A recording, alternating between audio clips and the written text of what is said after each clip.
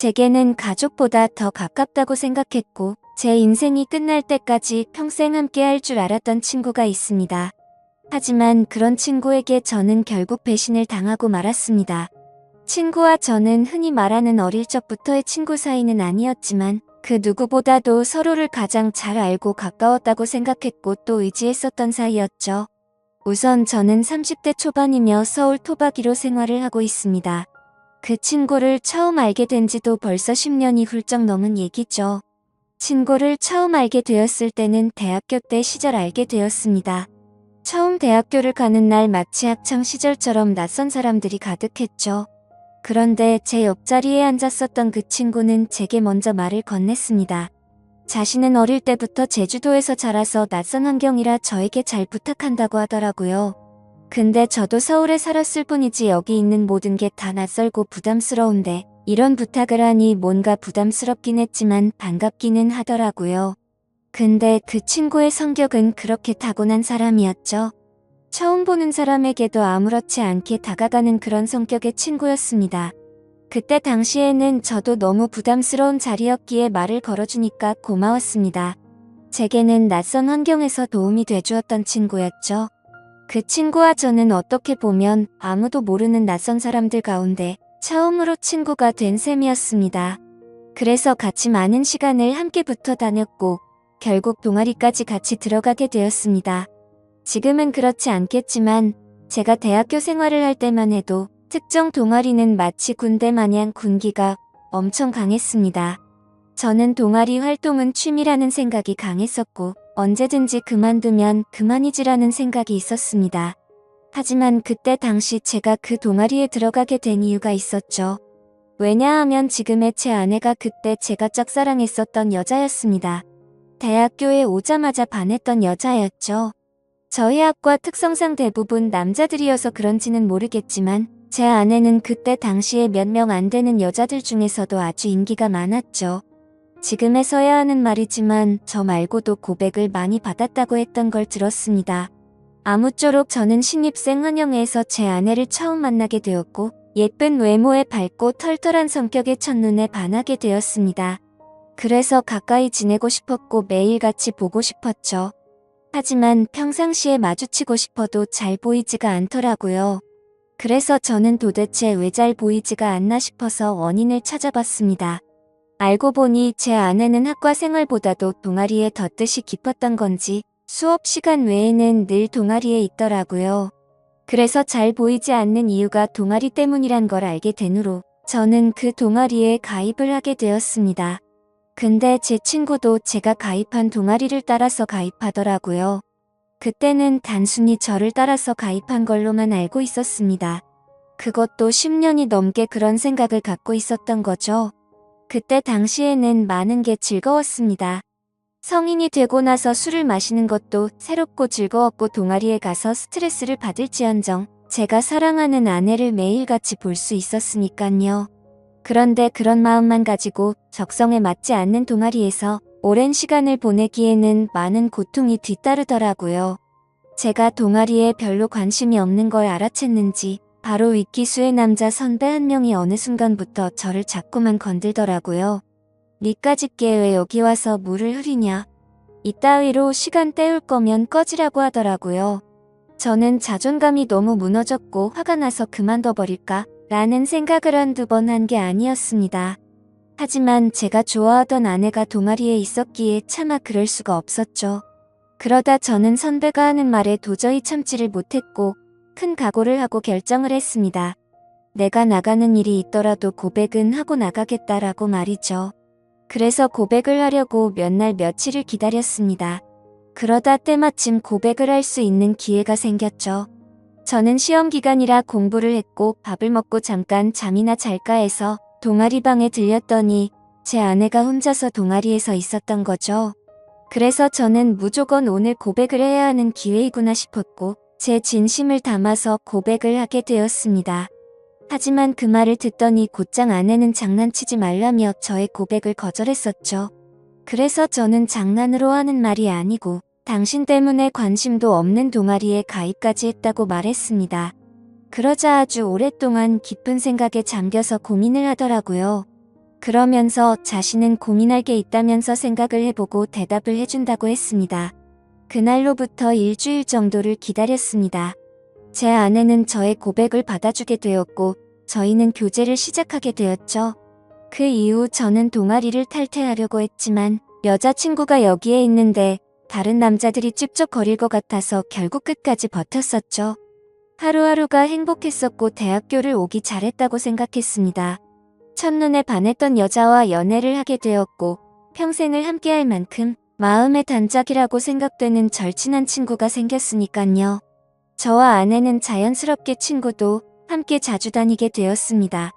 그러다 결국 저는 군대를 가게 되었고 친구는 미국에서 출생만 한 미국 시민권자였기에 군대를 면제받게 되었죠. 저는 친구에게 말했습니다. 여친에게 다른 남자들이 절대로 찝쩍거리지 못하게 잘 부탁한다고요. 그러자 친구는 그런 걱정은 하지 말라며 건강히 잘 다녀오라고 했고 저는 그렇게 군대를 가게 되었습니다. 제 아내에게는 정말 미안하고 고마웠습니다.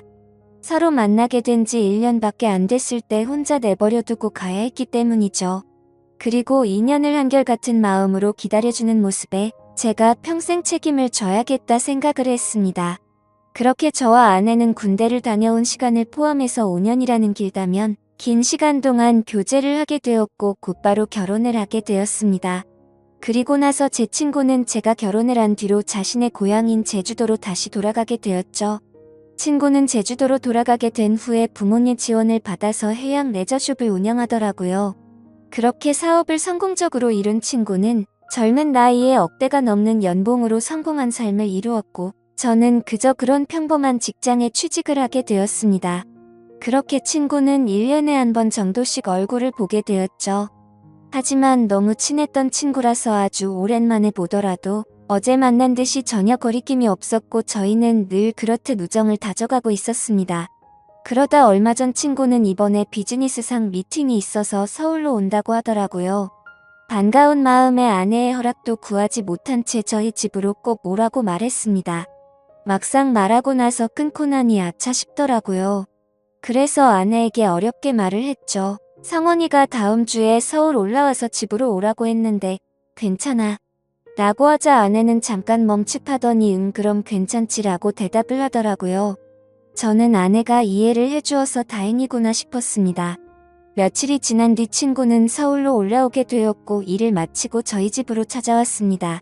아내는 친구에게 간단히 인사를 하고는 술상을 차리러 갔고 친구와 저는 오랜만에 만나서 시간 가는 줄도 모르고 술자리를 가지게 되었죠. 그렇게 한창 술을 마시고 자고 일어났더니 친구는 여전히 잠을 자고 있었고 저는 늦잠을 자버리는 바람에 정신없이 출근을 했습니다. 그리고 나서 퇴근을 하고 집으로 들어갔더니 친구와 제 아내가 마주 앉아서 밥을 먹고 있더라고요. 저는 친구에게 내려간 줄 알았더니 아직 안 갔어? 라고 묻자 친구는 아직 일이 덜 끝나서 며칠만 더 있다가 간다고 하더라고요. 그러자 아내는 서울에 아는 사람도 없고 여기에 친구가 있는데 굳이 딴 데 가지 말고 저희 집에서 머물러도 된다고 말하더군요. 친구는 너무 민폐가 아니냐며 괜찮냐고 하는데 뭐라고 하겠습니까? 아내도 괜찮다고 하는데 친구가 되어가지고 다른 데 가서 자라고 할 수도 없었죠. 저도 네가 괜찮으면 여기에서 지내도 된다고 했고 친구는 곧바로 고맙다고 대답을 했습니다. 아내는 저도 앉아서 같이 밥 먹자며 밥을 차려주는데 뭔가 기분이 이상하더군요. 열심히 일하고 집에 들어왔더니 아무리 친구라지만 아내와 단둘이서 밥을 먹고 있다는 게 찜찜했습니다. 하지만 제가 너무 과하게 생각하는 거 아닌가 싶어 그냥 그러려니 할 수밖에 없었죠. 옷을 갈아입고 식탁에 앉으니 비싼 한우가 놓여져 있었고 온갖 음식이 푸짐히 차려져 있더라고요. 저는 아내에게 이게 뭐냐고 묻자 친구가 대답하더라고요. 제 아내가 먹고 싶어 해서 아까 같이 장 보다가 자기가 샀으니 부담 갖지 말아달라고 했습니다. 그래서 둘이 같이 장도 보러 갔다 왔냐고 묻자 친구는 술도 깨고 산책도 할 겸 같이 다녀왔다고 하더군요. 아무리 친한 친구라도 그렇지 이건 아니다 싶었고 그때부터는 기분이 좋지가 않았습니다. 그리고는 그날은 평소에 술은 입에도 대지 않던 아내도 합세하여 셋이서 술을 마시게 되었죠. 어느 정도 술이 들어가자 갑자기 아내는 친구에게 온갖 칭찬을 하더군요. 어떻게 너는 나이가 먹어도 아직도 예전 그 모습 그대로냐며 섬에 살아서 그런지 피부도 까무잡잡한 게 왜 이렇게 몸이 좋냐며 묻더라고요. 그러자 친구는 만져볼래? 하면서 힘을 주더니 그걸 또 만져보고 아내는 좋다고 웃더라고요. 그때부터는 그냥 기분이 더러웠습니다. 남편을 옆에 두고 이것들이 무슨 짓거린가 싶었죠. 저는 조용히 술만 마셔댔고 친구와 아내는 약간은 제 눈치를 본 건지 화제거리를 돌리더군요. 아내는 친구에게 요즘 경기도 안 좋을 텐데 제주도에도 피해가 크지 않냐며 물었고, 친구는 자신이 하는 사업은 관광지 특혜를 받아서 그런지 크게 영향을 받지 않아 딱히 문제가 없다고 하더라고요. 그러면서 다음에 저와 같이 여행을 오면 풀코스로 관광을 시켜준다고 하더니 다른 거 걱정 말고 비행기만 타고 넘어오라며 말하더군요. 아내는 그 말에 좋다고 싱글벙글 웃는데 그때 저는 할 말이 없었습니다. 사실 아내에게 미안한 일이 있었던지라 거기다 대고 제가 뭐라고 말도 못했었죠. 결혼하고 얼마 지나지 않은 시점에 저는 지인의 권유에 투자를 하게 되었고 결국에는 사기를 당했습니다. 그때는 아내에게 조금 더 안락한 삶을 살게 해주고 싶은 마음에 과감히 투자를 했지만 오히려 빚더미에 안게 만들어서 생활을 더 힘들게 만들어버렸죠. 그래서 비싼 한우 같은 건 꿈도 꾸지 못했고 여행이라고는 신혼여행 이후로 단 한 번도 가지 않았으니 저는 도저히 할 말이 없었습니다. 기분도 좋지 않고 화를 내기도 애매한 마음에 그만 자리를 끝내고 싶었죠. 그래서 저는 제가 자리에서 일어나면 술자리가 끝날 줄 알고 말했습니다. 오늘은 피곤해서 먼저 일어날게 라고 했더니 친구는 벌써 자려고. 아쉬운데 조금 더 마시지 하더니 그럼 피곤할 텐데 먼저 들어가서 쉬어, 우리는 조금만 더 마실게 라고 하더군요. 그러자 아내도 일어날 생각이 없는지 내일은 지각하지 말고 알람 꼭 맞춰놓고 자라고 하더라고요. 속으로 진짜 부글부글 끓었습니다. 자존심이 상해서 다시 앉기도 뭐했고 그냥 샤워를 해버리고는 자러 먼저 들어갔습니다. 그런데 그 기분으로 잠이 올 리가 없죠. 자정이 다 되어갈 때까지 그 둘은 하하호호 웃으며 떠드는데 친구고 뭐고 엎어버릴까 싶었지만 너무 쪼잔해지는 것 같아서 그냥 참고 있었습니다. 그렇게 잠에 못 들고 누워있는데 갑자기 작게 들리던 소리조차 들리지 않더라고요. 그러더니 1분 정도가 지나자 의자 빼는 소리가 들렸고 설거지를 하는 소리가 들렸습니다. 그래서 저는 물을 마시는 척하면서 거실로 나가봤더니 아내는 설거지를 하고 있었고 친구는 보이지가 않았습니다. 친구는 어디 갔냐고 물었더니 담배 피러 나갔다고 하더니 저보고 아직 안 잤냐고 묻더라고요. 저는 목이 말라서 잠이 깼다며 물을 마시고 방으로 들어갔고 아내는 설거지를 끝마치고는 방으로 들어오더군요. 그날 밤 저는 자는 둥 마는 둥 너무 짜증이 나서 잠을 뒤척였고 다음날 굳이 자고 있는 친구를 깨워서 집 밖으로 데리고 나왔죠. 친구에게는 거짓말이라도 해서 내보내야 되겠다 싶어서 말했습니다. 진짜 미안한데 아무래도 아내가 조금 불편해하는 것 같다고 했더니 친구는 아 그랬구나. 내가 너무 눈치가 없었지라며 미안하다고 하더군요. 그러더니 어차피 오늘 저녁에 내려가려고 했다면서 미팅 다녀와서 저녁에 들어올 것 같은데 그때 짐 챙겨서 나간다고 하더라고요. 저는 그래서 오늘 나도 외부 미팅이 있어서 저녁에 얼굴은 못 볼 것 같다고 했습니다. 항상 미팅 끝나고 술자리를 하는 자리라 늦을 것 같은데 조심히 내려가라고 미리 작별 인사를 했습니다. 그렇게 인사를 마치고 친구는 미팅이 있다면서 택시를 타고 갔고 저도 회사로 출근을 했습니다. 그런데 괜히 쓸데없이 늦게 들어간다고 말한 것 같아서 계속해서 찜찜하더라고요. 오늘 외부 미팅을 갔다가 술자리를 가지면 절대로 빠질 수가 없는 자리였기 때문이죠. 그러면서 어제 아내와 친구가 나눴던 대화도 다시 떠올랐고 차마해선 안 될 상상까지 들더라고요. 그런 말도 안 되는 상상을 하다 보니 제 정신이 아니었던 건지 집에다가 카메라라도 설치해야겠다 싶었습니다. 이미 온갖 더러운 생각을 가진 저는 밥 생각도 없었고 점심시간을 이용해서 초소형 카메라를 사서 집으로 갔습니다. 아내는 항상 그 시간에는 운동을 가는 시간이라 집은 역시나 비워져 있더라고요. 저는 얼른 안방에 카메라를 설치했고 다시 회사로 돌아갔습니다. 그렇게 저녁이 되었고 친구와 아내에게 연락을 했습니다. 친구는 지금 미팅이 일찍 끝나서 비행기를 타러 간다며 다음에 보자고 대답을 했고 아내는 친구 배웅해주고 집에서 쉬고 있다고 대답을 하더라고요. 그래서 저는 내가 너무 제정신이 아니었구나 생각을 하면서 괜히 쓸데없는 돈 썼네 싶었습니다. 그렇게 저는 외부 미팅을 갖고 술자리를 마친 뒤에 집으로 들어갔습니다.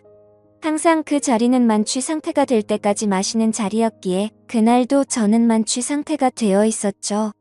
집으로 들어가 보니 친구는 없었고 그 정신없는 와중에도 뭔가 찜찜한 기분이 풀린 것 같고 좋더라고요. 그렇게 저는 침대에 눕자마자 곧바로 잠이 들었고 아침에 일어나자마자 또 정신없이 출근을 했습니다.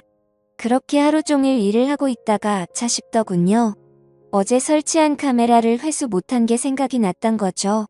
혹시라도 아내가 알아차리면 엄청나게 큰 싸움으로 번질 것 같아서 퇴근하자마자 빨리 치워야겠다라고 생각을 했습니다. 그래서 저는 퇴근하자마자 곧장 집으로 들어갔더니 아내가 집에 없더군요. 아내에게 전화를 했지만 받지를 않았고 어디 갔냐고 카톡을 보냈지만 답장이 없더라고요. 그래서 일단 아내가 들어오기 전에 카메라를 치워야겠다 싶어서 뺐습니다. 근데 아내는 2시간이 넘도록 전화도 오지 않고 카톡 답장도 오지가 않았습니다. 슬슬 짜증이 나기 시작했고 진짜 아내가 바람이라도 났나 싶었죠. 그래서 저는 갑자기 카메라 생각이 번뜩 났고 저장된 영상을 돌려봤습니다. 근데 정말 너무 충격적인 장면들이 그대로 녹화되어 있더군요. 제가 카메라를 설치하고 집 밖으로 나간 지 2시간 정도가 지나자 남자 여자 목소리가 들려오더니 제 아내와 친구는 방으로 키스를 하면서 들어왔습니다. 정말 그 모습을 보는 순간 바로 욕이 튀어나왔고 소리를 질러댔습니다. 그 둘은 자연스럽다는 듯이 제 침대에 누워서 스킨십을 하는데 너무 역겨워서 도저히 보질 못하겠더군요. 그래서 빨리 감기로 넘겨버렸고 오늘 날짜로 찍힌 영상을 봤더니 제주도로 내려갔다던 친구놈이 또 아내와 제 방으로 들어오는 겁니다. 너무 큰 충격을 받아서 할 말이 없고 생전 처음으로 눈물이라는 걸 흘렸습니다. 슬퍼서 우는 게 아니라 분노가 극도로 치밀어 오르다 보니 눈물이 난다란 걸 깨달았죠. 그러면서 제가 퇴근하기 1시간 전쯤 남편이 들어올 수도 있을 것 같다면서 계속 같이 붙어 있고 싶은데 아쉽다고 하더니 나가서 같이 있자고 하더니 화면에서 사라졌습니다. 제가 그 영상을 보는 중에도 제 아내는 친구놈과 밖에 나가서 같이 붙어 있었던 거였죠. 저는 그래서 바로 친구놈에게 전화를 했습니다. 역시나 전화를 받지 않더군요. 근데 아내와 달리 몇 통을 걸었더니 전화를 받더라고요. 저는 침착하고 물었습니다. 제주도에 조심히 잘 내려갔냐고 물었죠. 그러자 친구는 잘 내려왔지 그게 그렇게 궁금해서 전화를 이렇게 몇 통씩이냐고 했냐고 묻더군요. 그 말을 듣고 있는데 아내에게서 카톡이 바로 오더군요. 친구랑 오랜만에 만나서 영화를 보고 있다고 거짓말을 아주 자연스럽게 하더라고요. 카톡을 보자마자 더 이상 저는 분노를 참을 수가 없었고 곧바로 욕을 했고 소리를 질렀습니다. 네가 내 친구라는 놈이 어떻게 내 아내랑 바람을 필 수 있냐고 했죠. 그놈은 당황하면서 무슨 소리냐며 무슨 근거로 그런 말도 안 되는 소리를 하냐고 하더라고요. 저는 그래서 내가 전에 집에 도둑 들 것 같아서 카메라 설치해놨는데 이건 몰랐냐고 욕을 하니까 갑자기 아무 말이 없더니 전화를 끊더군요. 아내도 곧바로 카톡이 더 이상 오지 않았고 2명 다 전화며 카톡이며 제 연락을 무시하고 받지를 않고 폰을 꺼버렸습니다. 이게 바로 며칠 전에 벌어진 말도 안 되는 상황입니다. 어떻게 이런 일이 벌어질 수가 있는지 너무 충격적이어서 말도 제대로 나오지를 않습니다. 이미 장인 장모님께 연락해서 있는 사실 그대로를 말한 상태이고요. 더 웃긴 건 친구놈은 죄다 거짓말투성인 정신나간 놈이었습니다. 친구놈이 운영하고 있다는 해양 레저숍의 연락처를 알아내서 전화를 해보니 전화가 되지 않더라고요. 그래서 저는 로드뷰를 이용해서 그 위치를 찾아냈고 근처에 있는 가게에 연락을 해서 물어봤습니다. 정말 죄송한데 제가 급한 일이 있어서 그런데 그쪽 옆에 있는 해양 레저숍 혹시 문을 열었냐고 했더니 이미 폐업한 지 몇 달이 됐다고 하더라고요. 그리고 너무 답답한 마음에 대학 시절 같이 알던 친구에게 연락을 했더니 결국 설마 했는데 그 둘이 사고를 칠 것 같더니 일을 냈구나라고 말하더군요. 무슨 말이냐고 물어보니 제가 군대에 갔을 때도 이 둘은 매일 같이 붙어 다녔다고 하더라고요. 그래서 주변에서 이상하게 보긴 했지만 딱히 스킨십을 하고 이랬던 건 아니었고 제가 있을 때도 셋이서 자주 다녔기에 그냥 친구 사이로 같이 다니는구나 했답니다. 도대체 어떻게 사람이 이런 거짓말을 아무렇지 않게 할 수가 있을까요? 아내는 그 친구놈의 재력이 부러워서 정신이 나갔던 건지 아니면 대학 시절부터 그놈에게 마음이 있었던 건지 알 수가 없고 이제는 알고 싶지도 않네요. 아무튼 이것들을 용서할 생각은 절대로 없고 연락이 되는 대로 곧바로 모든 사실을 알려주고는 이혼을 하려고 합니다. 혹시라도 더 큰 복수를 할 수 있는 방법은 없을까요? 정말 손이 덜덜 떨리고 너무 열이 받아서 속 시원하게 복수를 하고 싶은 심정입니다. 너무 흥분해서 쓴 글이라 엉망진창인데 읽어주셔서 감사합니다.